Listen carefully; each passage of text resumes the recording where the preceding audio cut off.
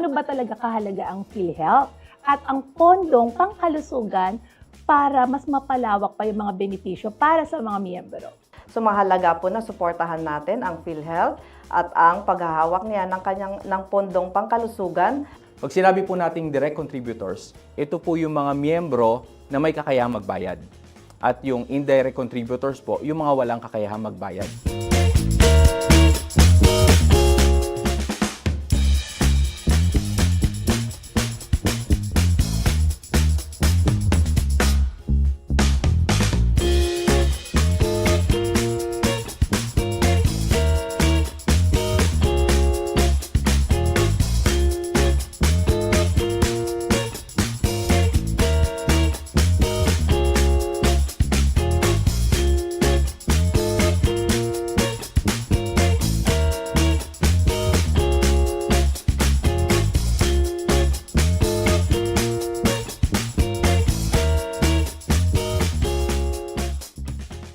Hello mga kayakap! Ako si Monifer S. Bansil, ang Head ng Public Affairs Unit ng PhilHealth Region 3 at isa nyo rin kabeshi pagdating sa kalusugan. Kumusta Central Luzon at sa mga kababayan natin saan mang panig ng daigdig? Ako si Kathleen Ocampo, ang isang inyo pang kabeshi sa kalusugan. Welcome sa ating another episode ng PhilHealth Drip, kung saan dapat dinig at ramdam natin ang insurance at proteksyon mula sa PhilHealth. Our topic for today, pagbabayad ng kontribusyon sa PhilHealth. Paano nga ba? We are so blessed because we have our special guests from Local Health Insurance Office Tarlac, none other than Ms. Erin Yalong, ang kanilang Social Insurance Officer, at ang gwapong si Mr. Joseph Pabar, ang kanilang Accounts Officer. Kumusta po sa ating PhilHealth Drip? Nandito na po kayo. Excited po ba kayo? Yes, super excited Miss Mons and Miss Kat. At sa ating mga ka-PhilHealth na nanonood ngayon, we are so excited to have you. Mabuti po, Miss Mons, Miss Kat. At kami excited, sobrang excited na ibahagi, lalo na sa ating mga viewers na nagsusubaybay sa atin, yung mga bagong polisiya at mga updates ng korporasyon na siguradong lahat sila ay makikinabang. Ayan, napakahalaga ng topic natin dahil kailangan nating malaman ito gaano ba talaga kahalaga ang PhilHealth at ang pondong pangkalusugan para mas mapalawak pa yung mga benepisyo para sa mga miyembro. Ang PhilHealth po, ito ang ating administrator ng National Health Insurance Program or ang programang pangkalusugan ng ating bansa. So mahalaga po na suportahan natin ang PhilHealth at ang paghahawak niya ng pondong pangkalusugan upang maibigay sa mga Filipinos ang mga dagdag na benepisyo katulad ng yakap benefits, ang libreng check-up yan na pinapatupad ngayon, yung Yaman ng Kalusugan Program, yan ang yakap. Yung mga libreng check-up, laboratory, gamot at cancer screening test. Yan ang bagong-bagong binibigay na programa ngayon ng PhilHealth. And also, meron din tayong outpatient emergency care benefit package na dati hindi yan binabayaran pagka nagkaroon ng emergency, sinugod ka sa hospital, nangailangan na ambulansya. Dati walang bayad yan, ngayon meron na. So isa yan sa mga dinagdag na mga benepisyo na kailangan suportahan natin. At meron din ang 50% increase na nagsimula noong January 1, 2025 sa more than 9,000 benefit packages. Pero hindi lang 50% yan. Ngayon umaabot na ng 95%. And meron din tayong outpatient benefits na kung saan kahit na hindi ka ma-admit, meron ka pa ring benepisyo. Bukod pa dyan ang inpatient benefits at ang Z benefits. So makikita ninyo, napakalaking programa ito ng ating National Health Insurance Program, ng ating gobyerno, na kailangan suportahan. Parang sasakyan lang yan na hindi aandar kung walang gasolina. Tama po? And the Z benefits, Joseph? Bigyan lang po namin kayo ng ilang pahapyaw yung ating mga viewers. No? Sa Z benefits po, yung ating package para sa breast cancer. Imagine from 100,000 pesos, ngayon po ay nasa 1.4 million pesos na. At yung sa ating pong kidney transplant from 600,000 po, ngayon nasa 2.1 million pesos. Kaya po masasabi natin, Miss Mons, Miss Kat, hindi po humihinto ang korporasyon sa pag-aaral at pagtuklas ng mga bagong benepisyo. Unti-unti po yan hanggang maabot po natin yung universal health coverage po. Oo, at saka di ba parang tama po ba, pwedeng sa isang pamilya, isa lang yung magbabayad ng contribution, yung syempre may kakayahang magbayad, may mga trabaho. Pero sino pa po yung mga makikinabang? Yes, ma'am. Bukod doon sa miyembro, kasama din ang kanyang mga dependents. Sa private insurance, wala yan. Sa gobyerno, lahat yan covered. Mula sa member, sa kanyang asawa, at sa kanyang mga anak. Ang mga dependents natin ay legal na asawa, syempre, at mga anak na below 21 years old. Kasi once na tumapak yan ng 21, dapat may sarili na siyang PhilHealth.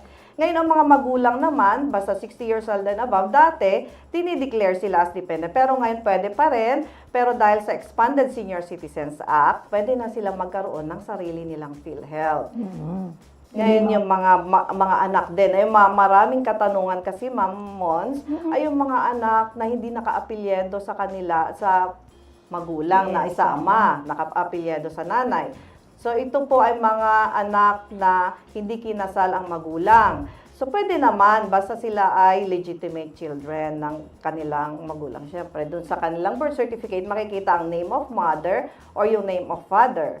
So, may di-declare natin yan. And also, the illegitimate children, pwede rin silang i-declare.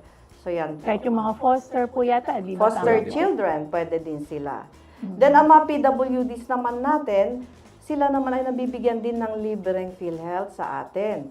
Sila ay yung mga PWDs na hindi na kailangan magbayad dahil sila ay under the Republic Act ng ating mga PWDs, Republic Act 11228. So doon po libre na sila. Pero ngayon po ini-implement muna ng PhilHealth ay ang mga self-employed o yung mga walang trabaho na PWDs, binibigyan na natin sila ng libreng coverage under the PhilHealth. Pero ang mga employed na PWDs, nag-aantay po tayo ng guidelines para dyan dahil maghahati ang national government at ang PhilHealth sa pagbabayad ng inyong contribution. So for the meantime, habang wala pa po tayong guidelines para dyan, mag-antay-antay lang po tayo, pero sigurado naman na masasama din sa benepisyo ng mga employed PWDs ang PhilHealth.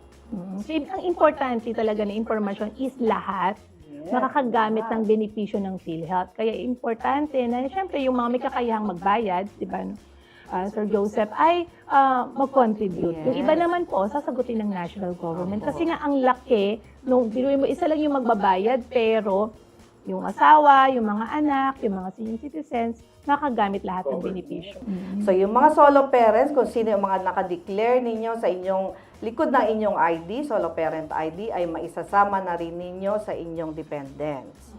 So hanggang 22 years old yan ng mga dependents, pwede pa din. Ayan, alam na po natin kung gaano po kahalaga ang PhilHealth at ang pondong pangkalusugan. And na-mention na rin po kung sino po yung mga beneficiaries and dependents po natin. Ngayon naman po, ano naman po ang mga kategorya para po sa mga miyembro po natin? Para alam po natin kung saan po sila nagpo-fall under. Sa ngayon po, Miss Kat, meron po tayong dalawang kategorya. Ito po yung tinatawag natin una, yung direct contributors at yung indirect contributors. Ngayon, para malinawan po yung ating mga viewers, pag sinabi po nating direct contributors, ito po yung mga miyembro na may kakayahang magbayad. At yung indirect contributors po, yung mga walang kakayahang magbayad. Sa direct contributors, kasama po dyan yung may mga kontrata. Halimbawa po, empleyado ng gobyerno, pampribado, yung mga OFWs, yung mga seafarers po. Basta may kakayahan sila, may monthly income na nakikita natin, kaya nila magbayad, sila po ay kabilang sa direct contributors. Tapos yung indirect, so kung yung direct, kaya, yung indirect, kabaliktaran lang po siya. Yung mga indirect contributors, ito naman po yung sine-survey o chine-check po ng ahensya ng gobyerno, particularly po yung DSWD, na itong mga taong ito, mga miyembro ito, wala po silang kakayahang magbayad. So technically, hindi rin po talaga sila libre kasi may nagbabayad para sa kanila, which is yung national government po. Kaya indirect po sila. And bukod sa mga indigents, sino-sino pa kaya yung mga miyembro ng indirect contributors?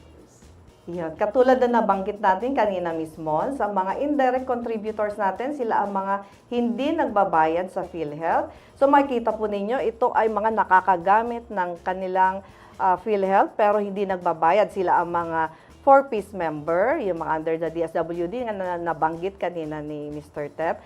And also the MCCT members, yung sa under the DSWD, ang mga listahanan members under din sa DSWD, and also the solo parent, and mga senior citizen natin, hindi na rin nagbabayad ang mga yan, pero makakagamit sila na kung ano ang benepisyo ng mga nagbabayad, employed, parehong-pareho ang benepisyo ng mga nakakamit ng mga indirect contributors natin. Then the PWDs, yan, nabibigyan din natin yan. And also, ang mga about 21 years old na walang kakayahang magbayad, kasama din po sila sa indirect contributors. And sa mga point of service natin, halimbawa na hospital, ang mga miyembro, walang hulog kahit 5, magagamit nila yan. Sila ang mga indirect contributors natin, ang tinatawag ay hospital-sponsored members. Tama yung sa indirect po yung 21 years old and above na walang kakayang Walang magbayad kakayang tulad ng magbayad. estudyante, yung mga first-time job seeker, Yes, tama Ma'am po. Mons. So, yun. So, dapat nga kailangan suportahan talaga ang ating programang pangkalusugan dahil sila ang mga nakikinabang, ang mga nasa laylayan ng ating lipunan na kahit walang hulog ay makakagamit ng kung ano ang natatamasa na benepisyo ng mga naguhulog na kagaya natin. Ayan. So, ang ganda pala no. Ito naman po, paano naman yung pagrehistro? Yan mga nagtatanong. Pagrehistro sa PhilHealth nung tinatawag nating direct contributors, yung mga may kakayang magbayad.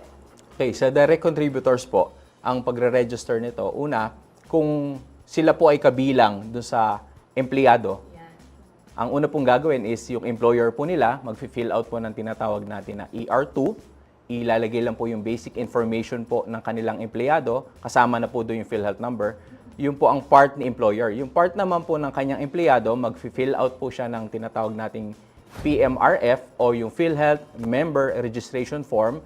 Fill out niya po yon, tapos mag-a-attach po siya ng document, pwede po yung kanyang birth certificate or any government-issued valid IDs po i-attach at isasubmit po sa aming opisina para makapagrehistro po siya. Ngayon, meron din po kasi ng mga miyembro na kabilang sa direct contributors na sila po ay self-employed.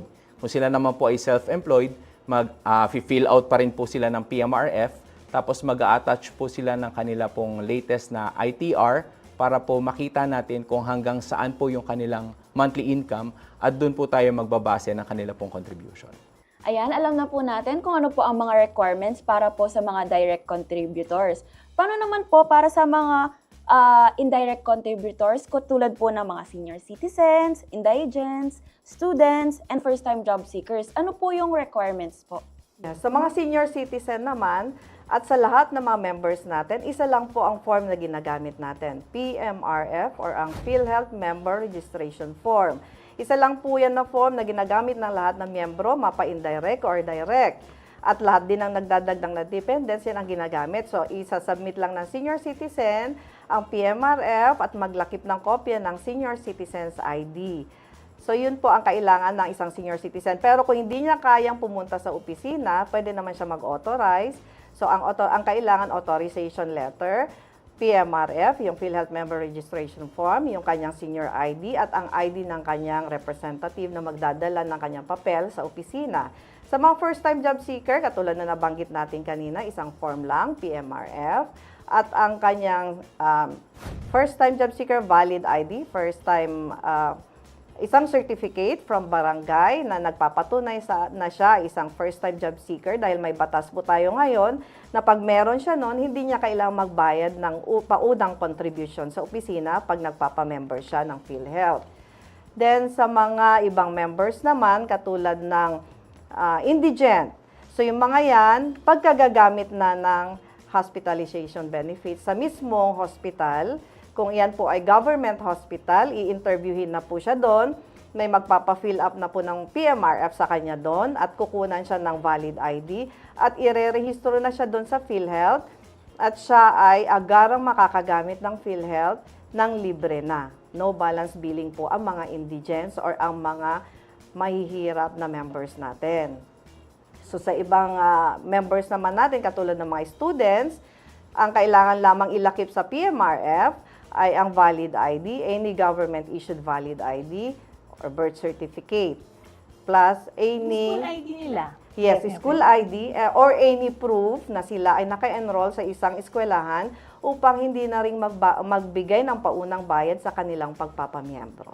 Yes, add ko lang po, dun po sa school ID na ipapakita po ng mga students na 21 years old and above, alam ko po, dapat po kita po yung current school year. Yes, pero kung hindi man naka-update doon, kasi yung iba hindi nakakapag-update, Opo. na halimbawa 25-26 na taon doon sa likod ng kanilang ID or sa harap, pwede naman any proof or patunay na sila ay naka-enroll sa isang eskwelahan.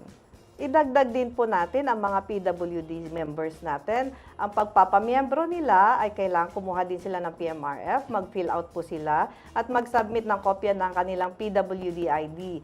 Ngayon po pagpunta sa opisina, i-check natin kung sila po ay talaga naka-upload na sa Philippine Registry of PWDs. At pag sila po ay registered na, sila po ay agaran nating ipapasok sa ating database sa PhilHealth. Pero kung hindi po, kailangan masiguro muna nila sa kanilang munisipyo na sila ay naka-upload sa PRPWD. Yan po ang pauna kasi nating pag-check kung talaga pong sila ay rehistrado sa Philippine Registry of PWDs. At ang dami nating napag-usapan. Umpisa pa lamang yan. Abangan pa natin ang iba pang impormasyon ukol sa paggabay sa atin sa pagbabayad ng contribution at ganoon din ang ating PhilHealth Lusog Diaries.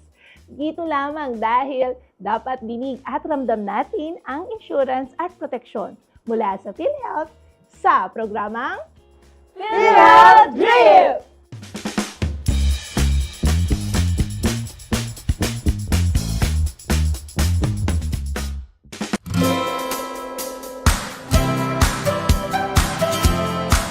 Sa bawat sulok ng mundo, May kwentong alaga, kwentong tagumpay, kwentong pag-asa, kwentong PhilHealth Lusog Diaries. Partner, ano naman tinitignan mo dyan? Eto partner, tumitingin ako ng bag. Tignan mo, bagong release. Ang ganda nga. Wow, Kailangan ko ng bagong bag. di ba kabibi mo lang ng bag last week? Oo, di ba? Pang ilang bag mo na yan? Oo nga no, partner, tama ka.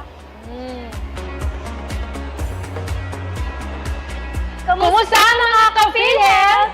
Ready na ba kayo sa mga kwentong ibabahagi namin sa inyo? Ako si Ann L. Roque na makakasama nyo dito sa PhilHealth Lusog Diaries. Ako naman si Angela Salonga, ang ka-PhilHealth nyo sa kalusugan. Nandito po tayo ngayon sa Remember Cafe para matunghayan natin kung ano nga ba ang nagaganap sa kanilang Employers Forum. At syempre, matutunghayan din natin ang kwento ng mga employers na under ng Local Health Insurance Office, Angeles City. Kaya, tara G!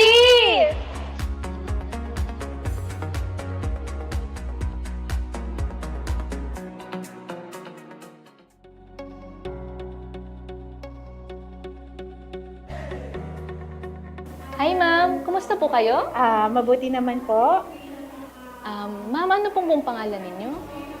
I'm Miss Chadi, Chadi Dosono. Can I call you Ma'am Chad? Sure, ma'am. Ako naman po si Ann Roque, isa sa mga kasama ninyo dito sa PhilHealth Lusog Diaries. Ma'am, can you tell me about your business or organization? Okay po, Miss Anne. I'm with Maxim Diomana International Inc. We are a Japanese manpower company located po dito sa Clark Center na in Bertaville. And we've been here in the business around way back 2013. So, that's about 12 years. Opo. Matagal na rin po pala Opo. siya. Okay, ma'am. Tapos, ma'am, first job nyo po ba ito dito? Can you make a short story po? Apo, for me, since medyo bagets na po ako, no? Huwag mo na sabihin yung edad, ma'am. Opo, so this is not my first job. Okay. So, I've been with other companies before. But definitely, eto po yung, yun nga, way back since 2013, I've been here until now. I see, ma'am. Ma'am, ilan po yung total employees po ninyo? We are not just here in Clark. So, including our South offices, we are around 13,000 po currently. 13,000 po, ma'am. 13,000 po. May mga ibang branches po ba kayo dito sa Philippines, no? Yes po, ma'am. Meron po kami sa South. We have in Laguna, Cavite, and Batangas. Batangas. Apo. Lima, ma'am, yung area. Apat po. Apat. Including Pang-apat yung Clark. But Clark is the main office or head office po. Okay. Ma'am, ano po ngayon yung duties po ninyo currently dito? Currently, I'm the general manager and handling Clark area.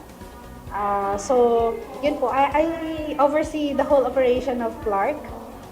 Ensure that all our people deployed and yun pong direct are, of course, doing well. And we deliver a quality service to our clients. Ma'am, general manager kayo, meron po bang mga challenges kayong na-experience? Kasi pag general manager, parang di ba sabi niyo ma'am, you oversee Yes. the operations and even the employees. Yes, Ms. Hannah. How do you handle na yung mga stress natin or yung mga challenges po? Yes. I would say, for 13 years, iba-ibang experience na po Yes. yung mga naranasan namin. And I would say, maraming challenging po. Especially sa panahon po ngayon. Especially for our employees. Sabi ko nga po, direct and yung mga deployed. Maraming pagkakataon po that we have to look after their Welfare. yung welfare. Yes. Hindi po linggit. Yun nga po, merong mga nagkakasakit. Meron po yung mga we have to personally, kasama po talaga ako na dinadala namin yan sa hospital. And Personally talaga. yes po, ma'am. Opo, I ensure na okay po yung mga tao. Hindi lang po yung physical. Siyempre, kasama na po doon na Naalagaan nyo talaga we sila. ensure ma'am. na alam naman natin yung Safe financial. sila, Opo. financial Yes. risk protection. Opo, opo. Pero ma'am, itong company natin, organization ninyo is not a Filipino-owned. It's not a Filipino-owned. Japanese po siya by flagship. Okay. Pero of course, ang mga nagtatrabaho po from management to our staff are Filipinos. Filipino. Pero yung kinikater po ninyo ng mga services is more on Majority po of our clients are Japanese and since manpower company po kami, we deploy manpower to see. our clients. Ang galing naman po pala, no, ma'am. Nandito kayo sa Philippines, pero yung mga empleyado, Filipino. Pero ma'am, tama po ba yung mga bossing nyo ng mga Japanese? Japanese po. Do you know how to speak Japanese? Sorry po, hindi po. Akala ko magaling kayo mag-Japanese. Ma'am, paano po pumapasok ang PhilHealth? Ano yung nagiging papel ngayon ng PhilHealth sa inyo? Very important po siya. Especially, nabanggit ko po na ako directly po, sumasama talaga ako pag meron po kami mga kailangan itakbo sa hospital or meron kami mga employees that we have to check kung Yes. okay po sila. Nabanggit ko po kanina, financial is Yes. one of the main issue kapag nagkakasakit. Ayan po. Although we have our HMO, we also have our PhilHealth to ensure na yung mga tao po ay Nakakapag-avail po yes, ng and PhilHealth benefits. ang purpose naman po is hindi sila mahirapan financially. Sa mga panahon po na Lalo na ngayon, ma'am, Hindi malaki po. ang gastusin kapag Yes, kaway na opo, opo. hospitalized. Opo. Kayo ba, ma'am, personally, nagamit mo si PhilHealth? ako po personally sa awa ng Diyos, hindi pa naman po. Wag naman po Hindi sana. pa naman, wag naman po. Although, it's good to know na kung may mangyaring gano'n. Pero, nandiyan po si ma'am, PhilHealth. Pero, Oo. not by personal experience. Sa mga employees. Pero yung bago naming programa, magpayakap ka na, ma'am, di ba? Yes po. Currently, ma'am, tama, Opo. nandito kayo sa Angeles. Nag-a-attend po kayo ng orientation for Employers Forum. Ma'am. Lagi naman po, we get invited. And as support po sa PhilHealth din, everything that we get invited, especially by Sir Joven, lagi po kaming uma-attend. Even our managers from Laguna area. So, yearly po ba itong Employers Forum na kinokonduct ng Ah. Leo Angeles natin, ma'am? I think, yes, we always attend naman whatever po yung mga programs po na... Bali, ina-update kayo nila, Yes no, ma'am? po, opo. So, lagi sila nagre-remit kung kailan magre-remit. Opo. So, tama, ma'am, kayo dyan sa Maxim de Humana ay talagang pinagre-remit natin ang ating mga empleyado. Siyempre po, bilang Japanese company, we all know naman po pag mga Japanese, very particular po yan na makasunod sa batas. We ensure po na we pay on time, we pay accurately, to ensure din po na yung mga tao nagagamit nila yung kanilang benepisyo. O, kasi, di ba, 13,000 yung empleyado mo, Yes ma'am. po. Kapag lumagpas ka dun sa deadline, alam ko may penalties, Yes di po, ba? malaki-laki po yun. Malaki-laki din po yun. So, talagang yung, Malaki-laki kung po sino man po yung point person nyo dun sa nagre-remit, ang galing po niya. Kasi she handled very much, Yes di po, ba? we have to credit that dun po Yes, sa aming saludo office po ako talaga. dun sa officer ninyo. Okay, ma'am. Tapos, ma'am, meron po ba kayong message sa mga kasamaan natin, mga kapwa-employer ninyo?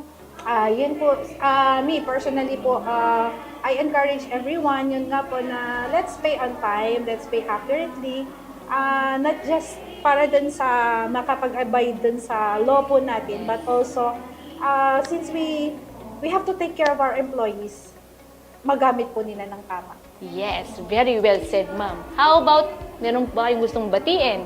Okay. Mga kasamahan ninyo, ma'am. Opo. Of course, our management, the whole management team, Laguna, Cavite, and Batangas, Clark office. And of course, yun po mga deployed din namin, yung mga empleyado that we are always taking care of. Yun po, maraming salamat. And we really appreciate, I appreciate yung pong pag-interview sa amin. Ma'am, any message po sa amin dito sa PhilHealth? Baka may suggestion kayo or ano pa po masasabi niyo sa amin sa PhilHealth? Okay, Miss Anne, please continue giving this kind of seminars and continue po yung magandang support sa mga employer. Yes. Personally, we really appreciate po yung how PhilHealth is handling yung relationship sa mga employers. Tumaas yung balahibo ko doon, Totoo ma'am. po yun. Hindi kasi, ma'am, yung ang sarap sa puso kasi kaming public servants, di naman ganun kataasan ng sahod, pero yung services talaga po namin galing sa puso at may ngiti. So rest assured, ma'am, ibibigay po namin, tuloy-tuloy namin ibibigay yung mga serbisyo sa inyo sa abot ng makakaya namin. Thank you very much, Ma'am, Miss thank you so Anne. much po Thank for your you. time, ma'am. Thank you so much po, ma'am. Thank you, Miss Anne. Thank you so much. Thank you. Domo arigato. Arigato. Thank you. Hello po, this is Harilyn Valencia from PhilHealth Leo Angeles. Nandito po tayo sa Remember Cafe para mag-conduct ng Employers Forum. Kinakonduct po natin to every year, pero may conduct din po kami ng Employers Forum namin sa office monthly po. So ang conduct natin ng Employers Forum sa cafe ngayon is to give updates po sa ating mga employers regarding sa mga bagong benepisyo ni PhilHealth. Kasama ko po dito ang Accounts Officer ng Leo Angeles. Kami po ang mga nagre-remind sa mga employers to pay their premium contributions online and para po i-update ang kanilang employer data record para if ever man po gamitin ni employee ang kanyang PhilHealth, updated na po sila and wala na po silang problema pag sa hospital po. Kaya po sa mga employers dyan, if ever po na may question kayo, pwede po kayong bumisita sa mga Leo offices natin po para magtanong. Pwede naman po namin kayong i-assist po doon kung ano pong sa abot po ng aming makakaya. Thank you po.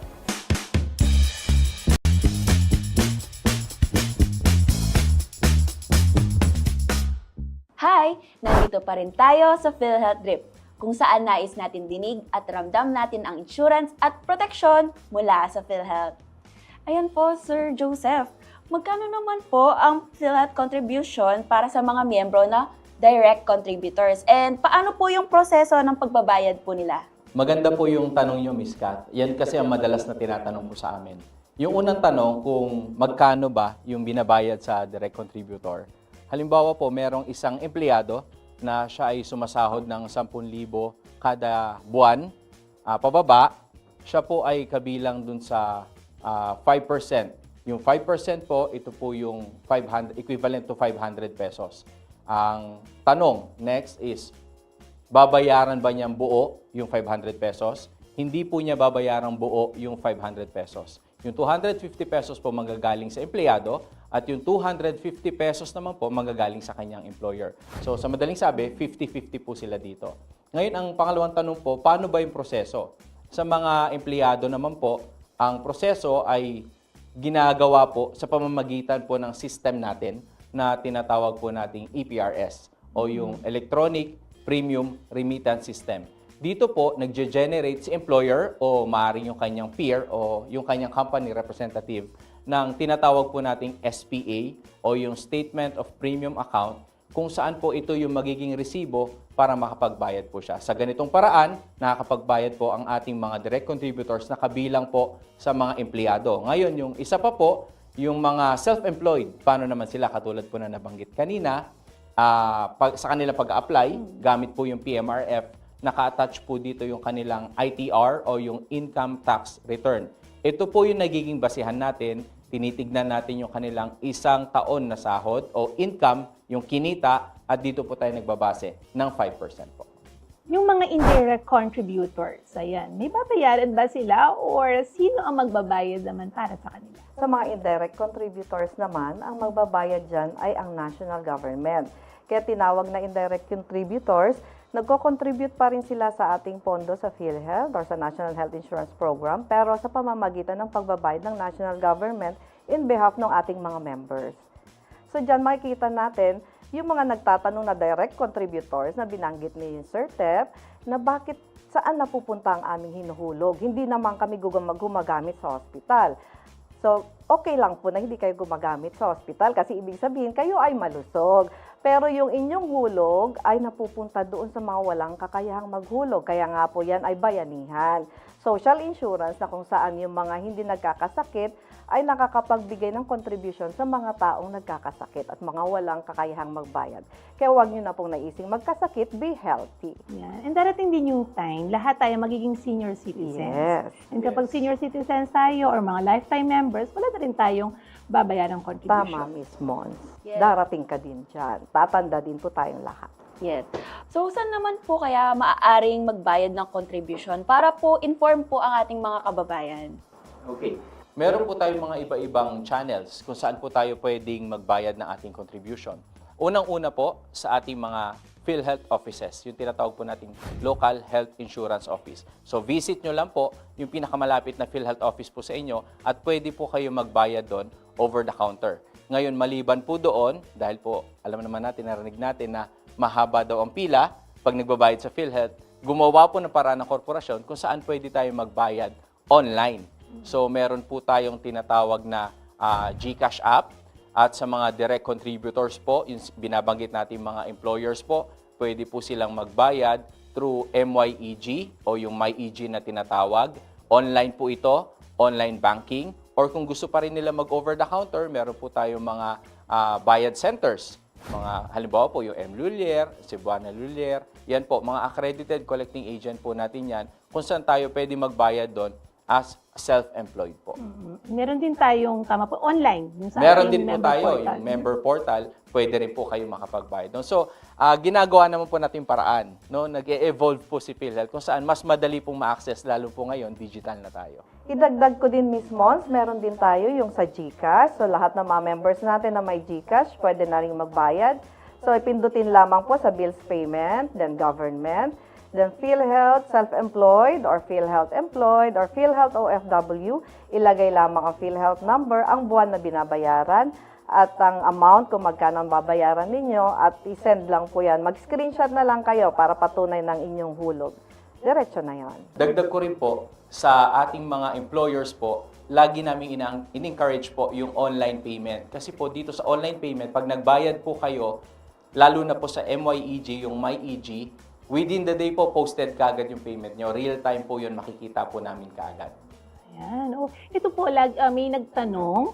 Ayan, kung halimbawa yung isang member ay nanay at siya ay naka-maternity leave. So, kailangan pa bang ipagpatuloy ng employer yung pagbabayad niya ng contribution para doon sa kanyang employee na naka-maternity leave? Yes po, Ms. Mons. Base po sa DOLE Advisory, meron po yan. At alam ko po, aware tayo mga employers na dapat tuloy-tuloy po, hindi nagiging hadlang yung kanila pong maternity leave para hindi po sila ipagbayad ng kanilang employers. Ayon po dito sa DOLE Advisory nito, dapat po tuloy-tuloy pa rin ang pagbabayad kahit po ang empleyado ay naka-maternity leave para sigurado po na tuloy-tuloy rin ang kanyang pagbayad. Ano naman po ang sanction para po sa mga hindi nagbayad ng contribution ng mga employer po? Yes, ma'am. Yun sa ating nabanggit na sa mga employers na hindi nagbabayad. So, makikita po natin sa ating Section 32 of the Universal Healthcare Act, nakalagay po doon ang offenses ng mga employers. So, kung kayo po ay hindi nagre-report ng employees ninyo or hindi kayo nagde-deduct sa employees ninyo, kasi ang karamihan sa mga employers dyan, sinasabi nila, ay ayaw ng empleyado kong magpakaltas, hindi po yan rason. Hindi po kayo pwedeng lumusot dyan dahil nasa Republic Act po natin, under Section 32, na kayo po ay magkakaroon ng penalty pag kayo ay hindi naghulog.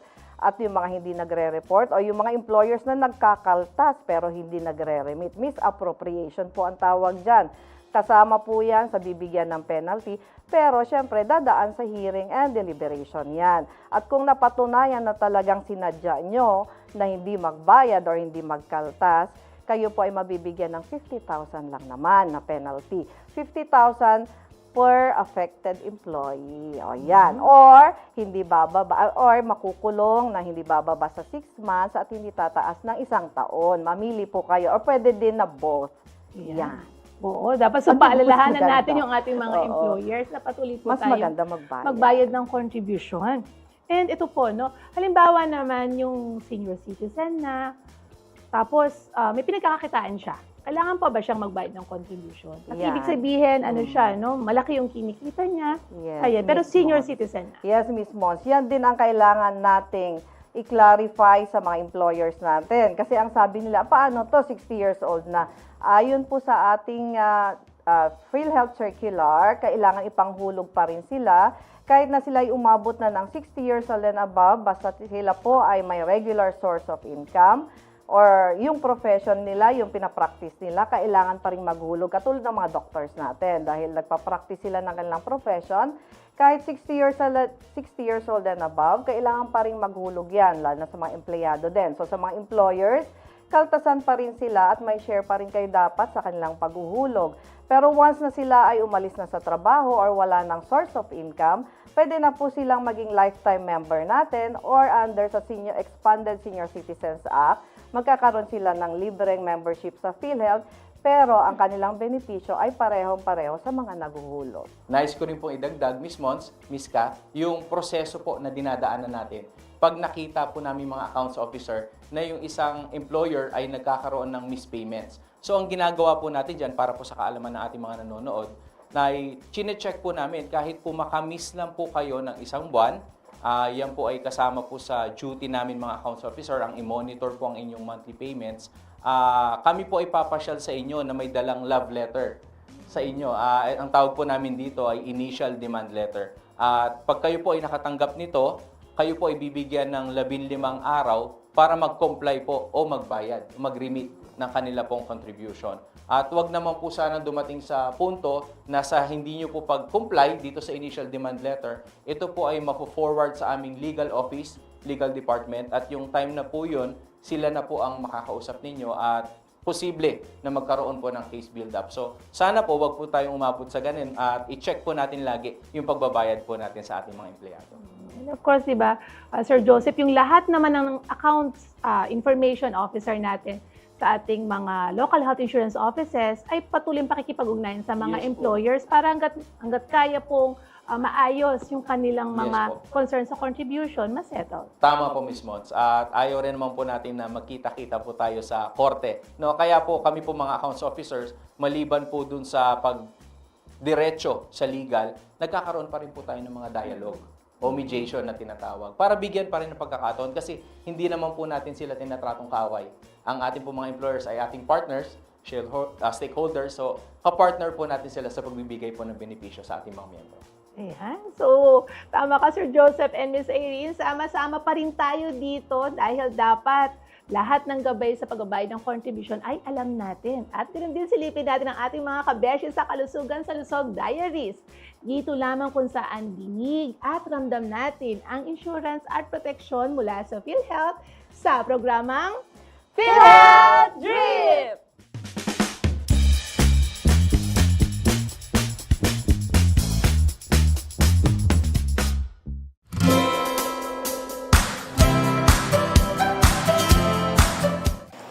Yes. Sige, mamaya. Uy, partner! Ang dami mo binili ah. Siyempre, partner, tingnan mo. Sarap-sarap. Magkano ba bawat isa niyan? Di ba mahal yan? Ayan mo na, partner. Ang cute-cute kasi tignan, no? Kaya mong ubusin yan? Pang ano siya? Aesthetic siya, partner. Aesthetic, pero mahal. Okay lang ba yun? Grabe ka naman sa akin, partner. Hello po, ma'am. Hi, good afternoon. Kamusta po kayo? Okay naman. I'm Ano good. pong name po ni Ma'am. Ako nga pala si Mizelle Valencia. Hello po, Miss Mizelle. Hi Ano po po. yung pinagkakaabalahan niyo po ngayon? Well, currently, ako po yung Procurement and Payroll Officer ng school, Santa Rita College. So, it's a school in the town of Santa Rita. So, sa school po ng Santa Rita, ilang employees po yung currently? Well, currently, nasa more or less 90 employees kami. Okay. Yung mga students po, Ma'am, mga ilang students po kaya yung? Yung mga students, since kasama po kasi yung elementary, yung high school, and even college, so may mga college students din kami. And approximately, our students are around 1,600.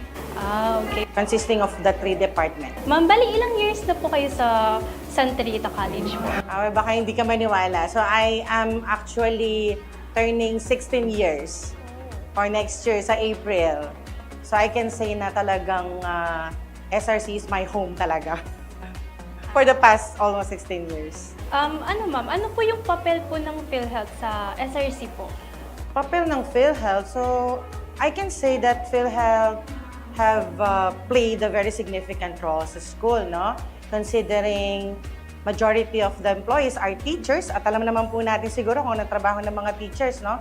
Mga overloaded yan. So sa school, they are dealing with the students of different kinds, and then pag uwi nila ng bahay, they still have works to do. And I think PhilHealth makakatulong sa kanila yan ng malaki, especially kapag pinag-uusapan yung health na nila. So, importante na yung teacher dapat healthy siya lagi, no? Kasi kung wala yung teacher, walang students. Opo.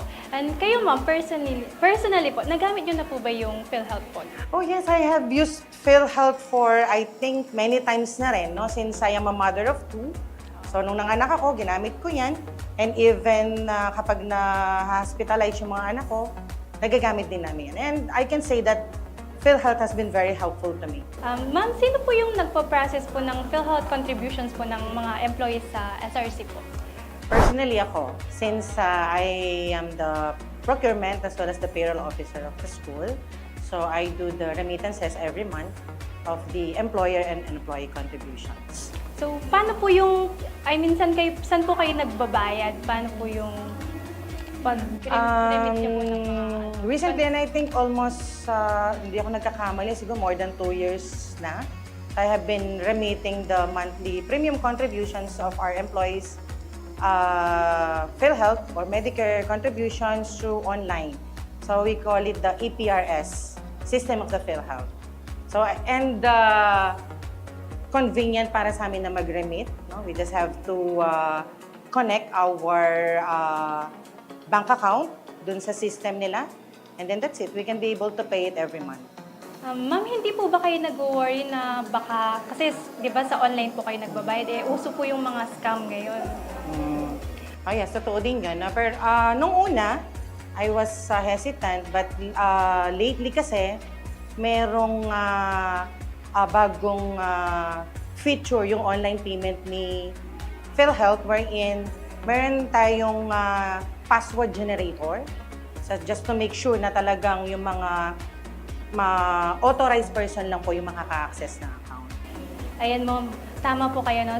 Safe na safe po yung premium contributions po ng mga employees and of course kayo po. Ayan. So, sino po yung PAs po sa Leo Angeles naman po yung nag-a-assist po sa inyo?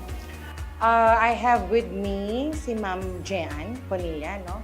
She has been very attentive to my questions. So, pag tinatawag ko siya anytime, so nandyan siya para sagutin yung mga queries ko. Kapag may something that is not really familiar with me, no? Especially kapag bago po yung feature ng ng system nga. Lately nga, meron tayong password generator. So, nung una, it took me, I think, almost 3 days yata bago ko ma-generate yung password, no? Considering na, syempre, millennials na tayo, so medyo nagka-catch up na tayo pagdating sa technology. So, nabanggit nyo nga po na si Ma'am Jen po yung nag-a-assist sa inyo, no, Ma'am? Yes. Tapos sabi nyo nga po, mabilis po yung pag tumatawag Response kayo, niya. responsive po si ma'am. Ano po yung masasabi niyo po sa serbisyo po ng Leo Angeles para sa SRC po? Wala po akong masabi sa servisyo ng EMS. Kung minsan na nga mas nafe-feel ko pa na kami po yung nagkukulang. Kasi honestly, no, last month, if I'm not mistaken, so Miss Jeanne have informed me about this list of employees that I need to report kasi separated na sila. Since every now and then, nababago kasi yung proseso, so I have to deal with that. And very thankful ako kay Miss Jeanne kasi nandyan siya para i-assist yung Santa Rita Ayan. College. So, ano naman po yung mensahe niyo po sa PhilHealth, ma'am? Kay PhilHealth, thank you so much, no? For the 80 years na nag-operate po yung school namin. So, since 1945 kasi, operational na po yung school. And I can say that lahat po ng mga benefits na karampatan po para sa mga empleyado namin, na ibibigay naman po. And on time, and just in time that they need it. Ayan. So, message nyo naman po sa mga kapwa nyo po, employers naman po. So, for those employers out there, no, within sa Leo Angeles, na-under po ng Leo Angeles, I think make sure po na we are able to pay our contributions on time at hindi po tayo magkakaroon ng problema when it comes to the benefits na kailangan po natin i-avail kay PhilHealth. Ayan. Maraming salamat po. Baka may mga Thank you so much. gusto po kayong i-shout out. Shout out po dyan sa mga employees po ng Santa Rita College Incorporated. Maraming salamat po, ma'am. Thank you At so binigyan niyo po much. kami ng pagkakataon po na Thank ma-interview you. po kayo. Robert C. Padron, head po ng Leo Angeles City ng PhilHealth Branch. Kami po ay nagpapasalamat sa araw na to dahil naimbitahin natin ang 100 employers para dito sa ginanap na Employers Forum dito sa Rembrandt Hospital. Kami po ay masaya dahil naiparating namin ang mga latest PhilHealth benefits and updates para sa ating mga employers, ganun din po sana sa kanilang mga empleyado. Kami po ay nagpapasalamat sa ating mga partners na sumama ngayon at nagbigay ng tulong para sa ating pagbigay ng impormasyon sa ating mga employers. Again, para sa kalaman ng lahat, ang PhilHealth Angeles po ay nagbibigay ng serbisyong mabilis, patas at mapagkakatiwalaan. Maraming salamat po. Partner, ano sinusulat mo? Nagko-compute ako, partner. Kasi, ninilas ko na dito yung mga expenses ko, katulad ng rental sa bahay, yung grocery ko. Tapos, syempre, yung mga kailangan nating bayaran na bills, katulad ng PhilHealth contribution natin. So, sinusulat mo pala lahat, partner? Yes, para alam ko kung ano yung itatabi ko at saka yung expense ko. At least, napaprioritize ko kung ano yung mga kailangan kong bilhin at dapat ko kasing bigyan ng pansin yung paghuhulog ko ng PhilHealth contribution, di ba? So, tama ka pala, partner. No? Dapat maghalat tayo ng mga para sa premium contribution natin. Yes, so okay. Lalo sa health insurance partner, no? Yes, so dapat isama natin sa mga expenses natin yung paghuhulog ng PhilHealth contribution para in time na ma-hospitalize tayo, meron tayong makukuhanan, di ba? Okay, sige, tama ka, partner. Gagawin ko nga din yan. Bigyan mo nga ako ng papel. O, sige, okay. Alam mo naman magkano sahod mo? Syempre, partner. O, tapos ilas mo dyan yung mga gastos mo. Ayan. 8,000 yung rental ko, 17 na lang. Minus yung grocery ko, 5,000. O, 12,000 na lang yung natira. Counter 8 po. Babayad po. Babayad. Verify po muna natin, oh, ma'am. Okay po. Bali po. 500 pesos po siya.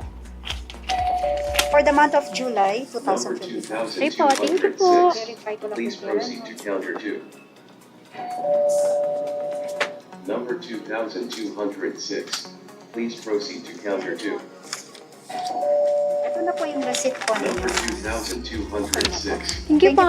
Please proceed to counter 2. Yes, nakapagbayad na din ako. Partner, ano yan? Ito partner ha, nagbayad na ako. Wow, very good partner ha. Nabigyan mo ng panahon ng pagbabayad ng iyong premium contribution. Yes partner, na-realize ko rin na napaka-importante pala ng pagbabayad ng PhilHealth contribution. Kasi malayo na rin pala yung mararating nito kapag nag-avail ako ng benefits. Tama ka dyan partner. Mako-confine ka man o hindi ka mako-confine, makakapag-avail ka ng iyong PhilHealth benefits. Lalong-lalo na yung ating bagong programa na tinatawag na Yakap.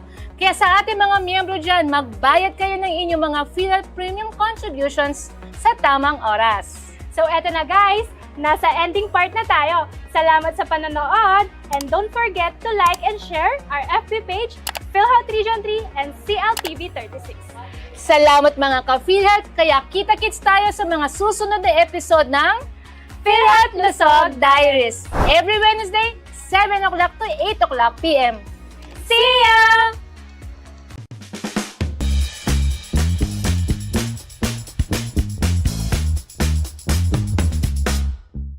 Hi! Dito pa rin tayo sa PhilHealth Drip, kung saan nais natin dinig at ramdam natin ang insurance at proteksyon mula sa PhilHealth.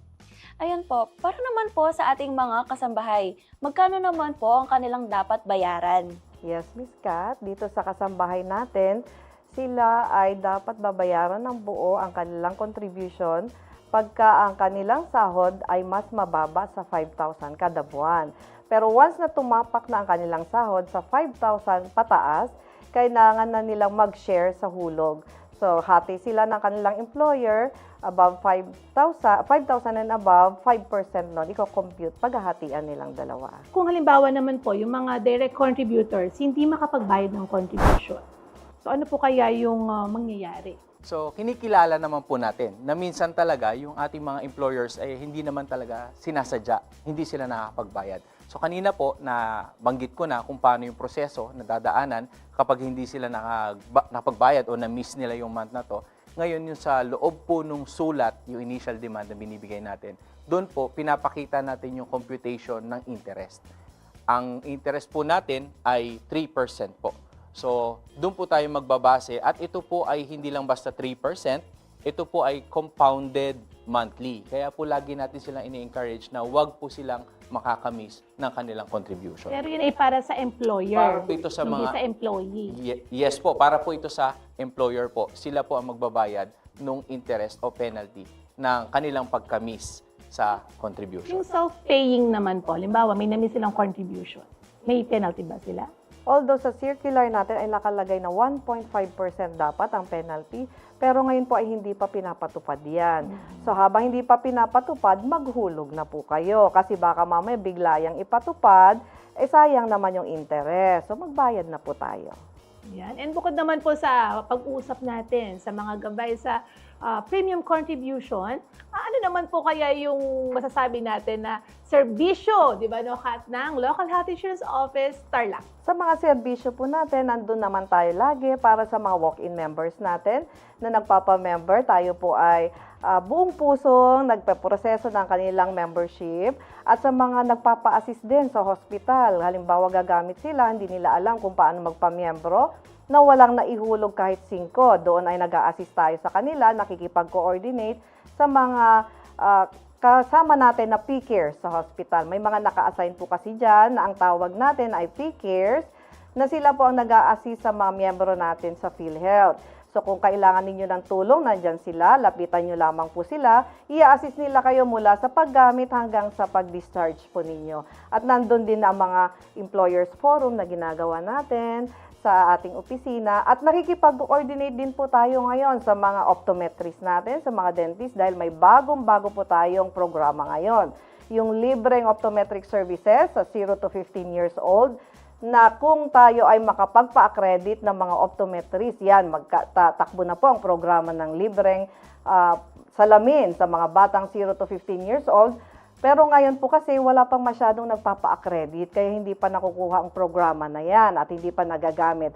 Pero later on magkakaroon at ang mga libreng dental services din makukuha sa mga pit and fissure at yung mga paglilinis ng mga ngipin ng mga kabataan natin. So pagka may mga dentist na po tayo na accredit at mga optometrist, tatakbo na ang programa natin yan. So yung mga yan na programa natin ng bagong-bago, ay dagdag po yan sa ating programa na kaya kayo ay maghulog na. Ayan, bukas po ang ating opisina ng Ang ating po opisina ay bukas po tuwing Lunes hanggang Biyernes po, alas 8 ng umaga hanggang alas 5 po ng hapon. At kasama rin po, Miss Mons, dagdag ko lang po, Miss Kat, sa pinagmamalaking serbisyo po ng PhilHealth Tarlac ay yung mga accounts officer po na laging nakaantabay po sa ating mga employers sa kanila pong mga problema sa pagbabayad, kung saan magbabayad, paano magbabayad, at sa mga iba pa pong mga tanong nila, meron po tayong Sham na magigiting na accounts officer po sa Tarlac na lagi po nakaantabay sa ating po mga employers. Yes, ma'am. So makikita natin, hindi lang tayo nakafocus sa paniningil, kundi pati sa pagbibigay ng serbisyong pangkalusugan. pinakabago natin is yung ating pakikipagtulungan.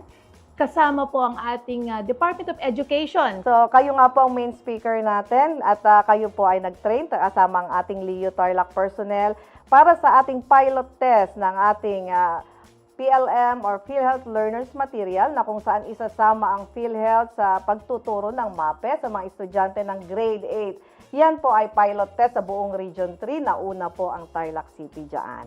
At maraming salamat po sa ating Tarlac Schools Division Superintendent, Dr. Arlene Tamayo, at sa ating mga principals and teachers na talagang aktibong nakipag-participate po para malaman yung ating PhilHealth Learners Material at sabi nga po nila, gagamitin na po nila yan para sa ating mga grade 8 students. Papaalala nila sa kanilang magulang na, ito pala ang benepisyo ng PhilHealth. Kahit hindi natin kaya magbayad, kaya nating makakuha ng benepisyong pangkalusugan sa oras ng pangangailangan. Pero bago po ang lahat, ano naman po ang inyong mga mensahe po para sa ating mga members, partners, and stakeholders po? Again, sa ating pong mga viewers, lalo na po sa mga employers po natin, lagi po nagre-remind ang PhilHealth po. Sa napag-usapan po natin kanina, hindi naman po napupunta sa wala yung ating po mga hinuhulog na banggit po kanina kung gaano kalawak at hindi po humihinto ang korporasyon na tignan kung ano pa po yung mga bagong benepisyo o bagong maidadagdag sa kapakinabangan po ng lahat. So tuloy-tuloy lang po tayo sa paghuhulog ng ating contribution at hindi po natin alam, Miss Mons, Miss Kat, kung kailan natin ito magagamit. Sana wag, pero nakikita ko nga po, hindi lang naman to sa immediate family natin. Kung meron tayong lola na malayo o kamag-anak na 4-piece member na malayo, lahat naman po sila nakikinabang din po dito. So tuloy-tuloy lang po tayo sa paghuhulog ng ating PhilHealth contribution. At babatiin po ba kayo? Binabati po namin ang lahat ng ating kapamilya, ka-PhilHealth dyan sa Tarlac, lalong-lalo na sa PhilHealth Tarlac, sa mga masisipag nating empleyado at sa ating boss, si Chief Social Insurance Officer, si Ma'am Liz Dalio. And syempre po, babatiin ko rin ang aking kabiyak, Mama Sheila, kamusta kayo dyan, aking mga anak, at sa lahat po ng mga PAMs sa Leo Tarlac. Thank you so much, Sir Joseph and Mama Irene. Yes, ma'am. Thank you. Dahil talagang marami kaming natutunan ukol sa gabay sa pagbabayad ng contribution dito sa PhilHealth. Dahil, of course, diba, layunin natin na dapat dinig at ramdam natin ang insurance at protection. Dito lamang sa programang PhilHealth Drill!